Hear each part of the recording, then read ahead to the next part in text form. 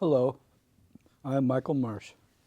Welcome to the program dedicated to reestablishing constitutional government, first in Oregon and then in the United States.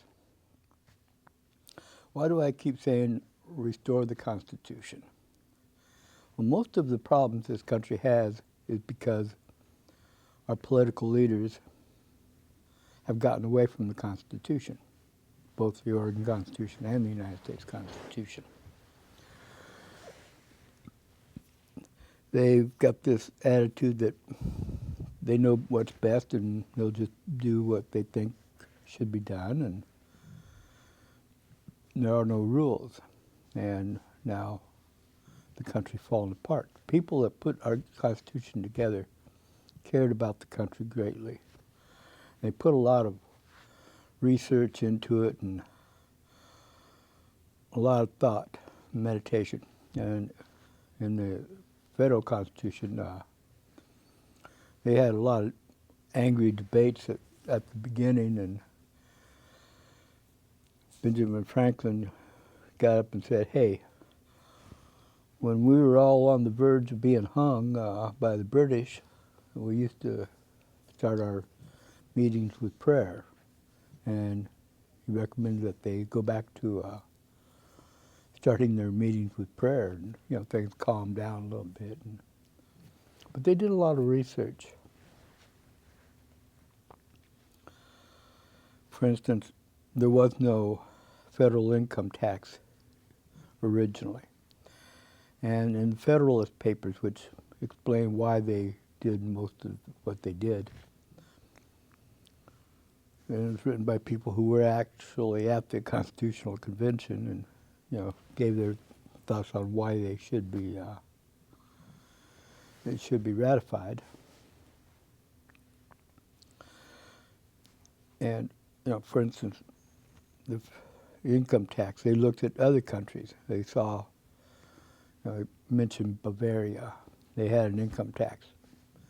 People were not wealthy. The government wasn't all that wealthy. England at that time did not have a income tax. They had a tax on commerce. And and they noticed that England was a lot richer, even though size-wise they're pretty similar.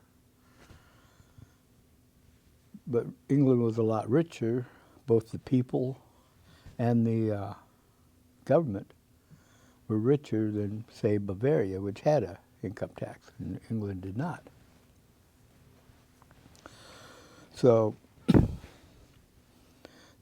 they, like I said, they researched, saw what was working and what wasn't, and they put together a document that was designed to work, because they wanted it to work. What we've had lately is not working. Some people think it's capitalism that isn't working. That's not true. What's happening is,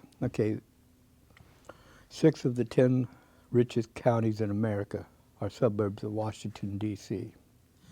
That is corruption. That's not capitalism. One of these days I should probably do a program explaining what capitalism is. Socialism, Bernie Sanders, that's what he's advocating. Some of his supporters, they say, is a socialist alternative. And I saw Bernie Sanders on the news today. He was talking about how he wants the United States to have the same kind of health care that England has. And the problem with that is people my age, unless they're rich or politicians, they don't get health care in England. They go to the hospital and you just put in a bed and said, okay, die and we'll bury you. I would just soon have health care. I would like to, I want to live. I'll be honest. It's kind of selfish of me, I suppose, but yeah, I do want to live. And Bernie Sanders, he's part of the government class, so he's not worried about it. Of course, if I get elected to Secretary of State, I'll be part of the government class too, and I am going to be a candidate for Secretary of State. But I haven't won it yet, and even if I do win it, I still care about people. Bernie Sanders was born a socialist. You know, all New York Jews are born socialist. They don't all stay that way. Some, they actually care about people, and they look around and they see, you know, how socialism doesn't work, and so they reject it on practical grounds. Michael Savage and Dennis Prager are two good examples of that.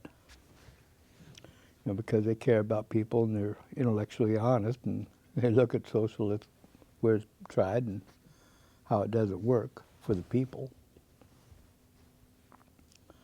And there's others like, you know, that, you know, when the Spirit asks them, okay, if you are creating a utopian society, which they believe they are, then why do you have to commit atrocities against your fellow human beings? And if you have to commit atrocities, are you really creating a utopia?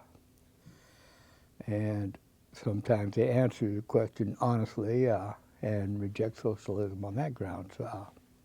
David Horowitz is a good example of that. He was a socialist revolutionary in the 60s, and yeah, he realized that, yeah, hey, maybe what we're doing isn't, you know, and the Spirit does talk to us all. Yeah. Now, we don't all accept that, and sometimes people reject it, but it's there. And Bernie Sanders, I don't know if it's because he just doesn't care about people, or, yeah, or what, but, you know, he's in his 70s and he's still a socialist. He, you know, in fact, he did his, had his honeymoon in Moscow in the Soviet Union. And the Soviet Union, in order to stay socialist, they committed some very nasty atrocities. Joe Stalin, who the Roosevelts, Franklin and Eleanor, yeah, they called him Uncle Joe, Stalin. Stalin starved to death, forcibly starved to death, over 7 million people in the Ukraine because they wanted to be paid for their work. And that's the minimum. You know, some estimates range as high as 20 million, but it was a minimum of 7 million people. He just went in, stole all their food, and made them starve to death because they wanted to be paid for the work they were doing. He also randomly rounded up people and put them in the gulag or murdered them, you know, in order to terrorize the people into staying under his control, under socialist control. Now you say, well, that was, what, 70 years ago? 80 years ago? Maybe it's different now. Venezuela, people are starving. They're having a lot of unrest. That's a socialist country. It's relatively new. In fact, it went socialist in the 2000s under Cesar Chavez. Yeah. And now the stores are empty. And that's another problem with socialism. To understand socialism, you have to understand what it is. It's the idea that this government class, they're all superior human beings. They're all honest. They're all competent. And because they're superior human beings, they can make all these plans, and they can work everything out for us. And if we just go along with the program, we'll be happy and prosperous and all that good stuff. Well, guess what? Not everyone in the government is honest. Hillary Clinton, for example. And not everyone in government is competent.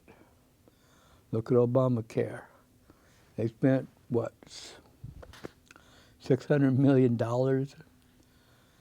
over a 3-year period of time putting together a website that didn't work. Hello?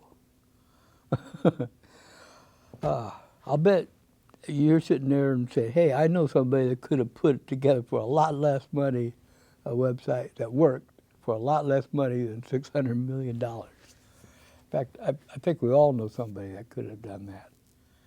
But the government couldn't. And the same thing here in Oregon. The Oregon Health Plan, when they went under Obamacare, they didn't spend quite so much money. They spent, here in Oregon, I think it was, what, $250 million? But the website didn't work. And that was one good thing about capitalism. It understands that, people, the reason for capitalism, true capitalism works, and we don't have that right now. What we have now is corruption. And corruption is a problem in all forms of government. And it's a human problem. And as long as we have human beings, there's going to be corruption. That's why the United States government was created to be small. They knew there was going to be corruption, but there would be a small amount of corruption. And as the government gets bigger and bigger, the corruption grows bigger and bigger. But in capitalism, the principle is that if you have an idea or you're working, you get paid, and you can have that money spent. And the more people that have money, then the more the business can grow, and the more people become prosperous. When I was a young person growing up, my mother stayed at home, made sure my sister and I were okay, and she later would do some volunteer work at my sister's school. She was a little younger than I was, and stuff like that. But she was there for us. My father, he worked at a factory. Okay.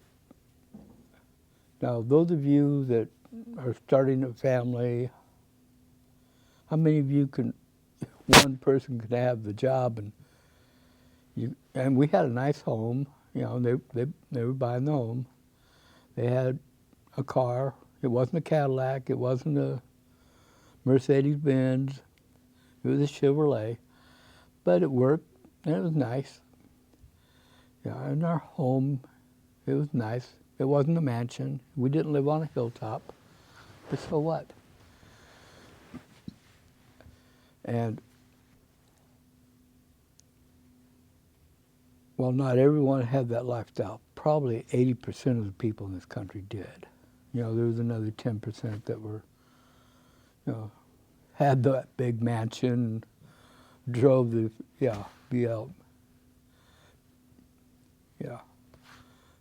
and all that.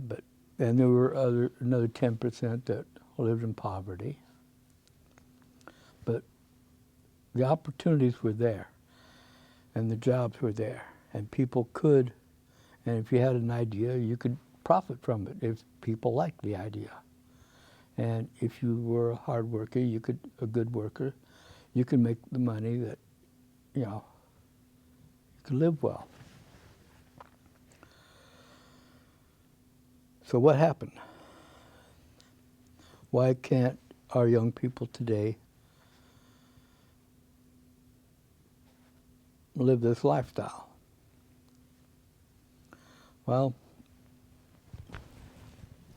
it's not by accident. And both the Democrat and the Republican Party are equally blamed.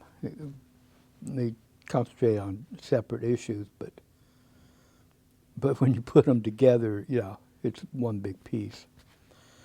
For instance, the Democrats, they have the high wages, not the high taxes, a whole lot of regulations.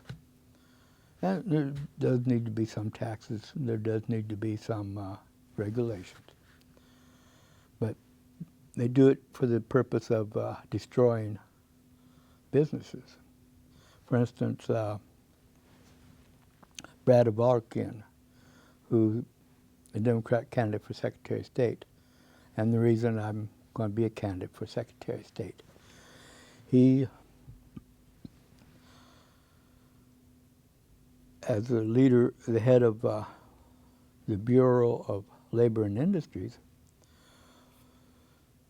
he fined a couple $135,000 because they didn't believe in gay marriage, and so when a lesbian couple came in and asked them to make the cake, they said, no thank you, you can get it down the road. And we're talking about Gresham, we're talking about the Portland area.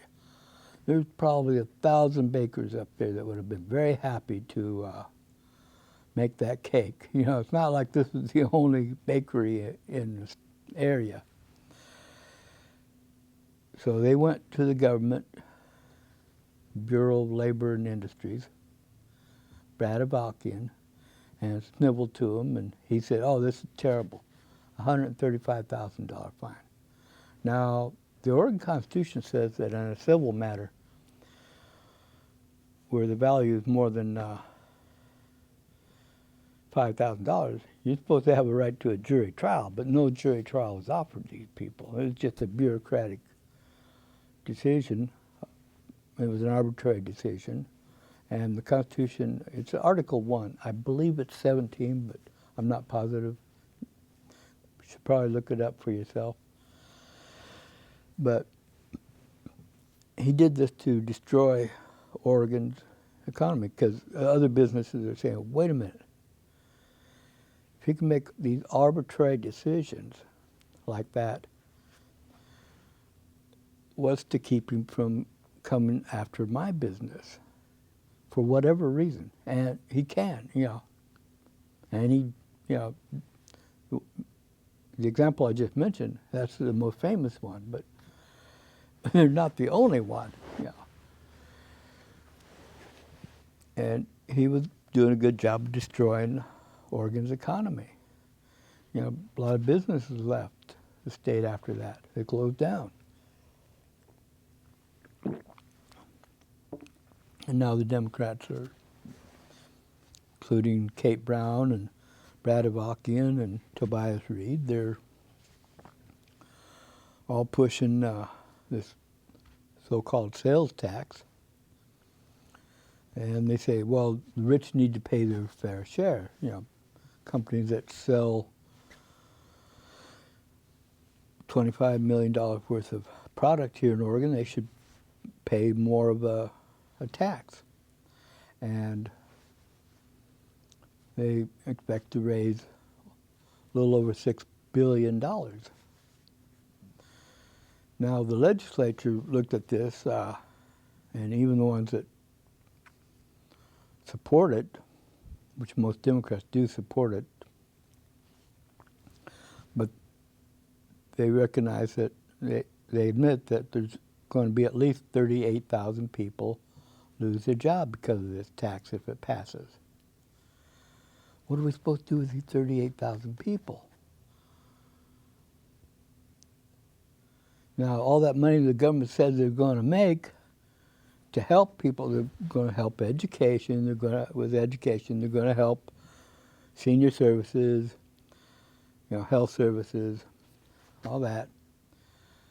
But you got 38,000 more people needing services that didn't need them before.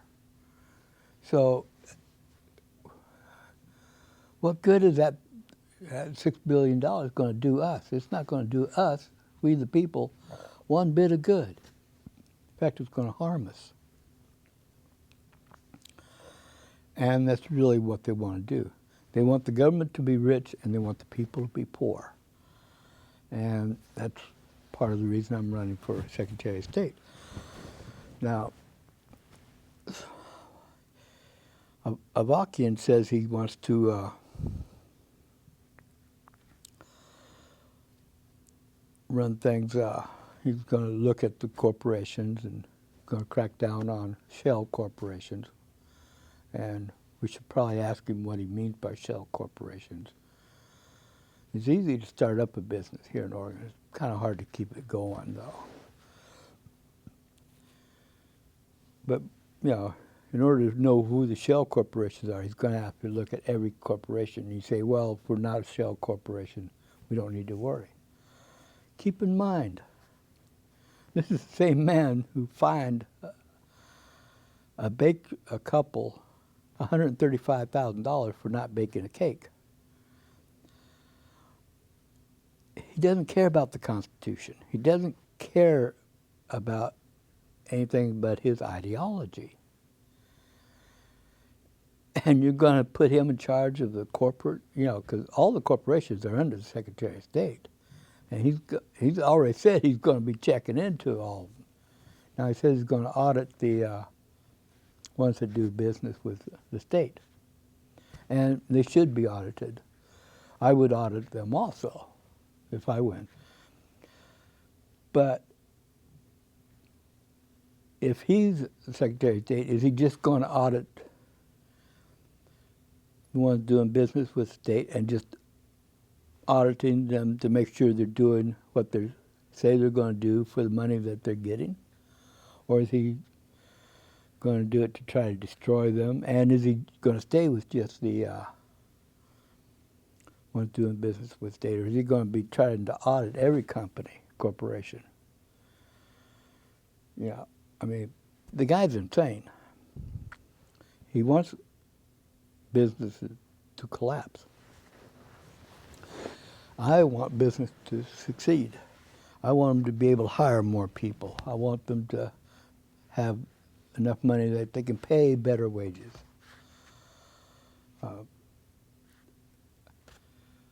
But it has to be done through the private enterprise.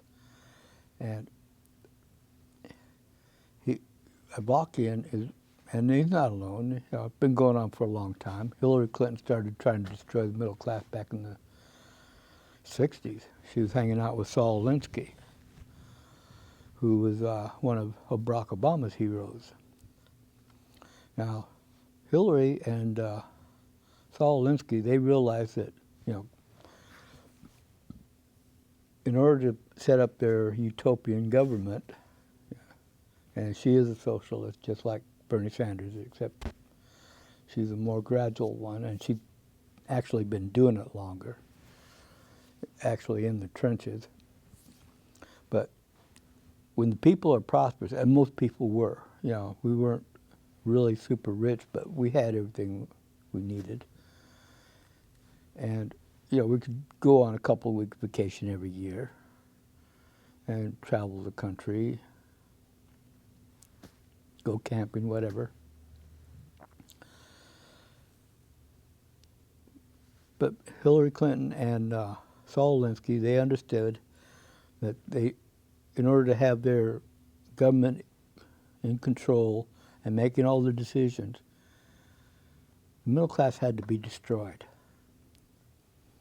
And by middle class, I'm talking about the 80% of the people who, you know, like my family, we had our own home, we had our own, we had a car, and, you know, like I said, we were able to take a couple of weeks of vacation. My father worked, my mom stayed, you know, took care of the family. The families could do that back then. And we didn't need a giant government making all our decisions for us. We didn't need to be taken care of by the government. And that's what they wanted. They wanted that power over us. and they wanted us to need them. So that's why they started. On the Democrat side, they call progressive, but the Republicans, they're pretty progressive also, some of them. But so they said, well, there are poor people, so we'll make all these taxes and government bureaucracies, and they all had good reasons for beginning, but they just kept growing and growing and growing, and the bureaucracy became more important than the people. And the Republicans at the same time were starting to push this free trade stuff, quote, free trade, unquote. And while I don't agree with Donald Trump on everything, he's right about the free trade being bad trade for American workers. And that needs to stop. And they do have another agenda just besides trade. You know, it's not beneficial for us.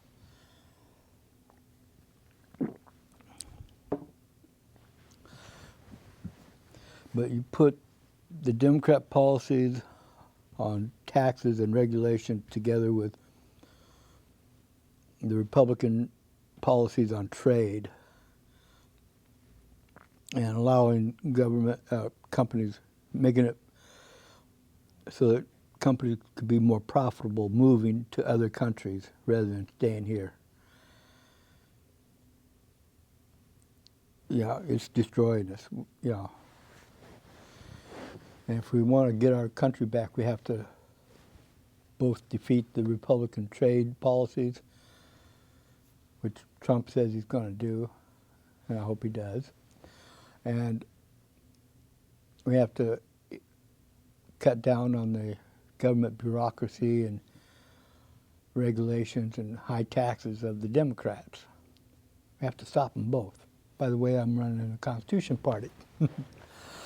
I have been a Democrat and I have been a Republican, but neither party is on our best interest. Some Republicans are good, but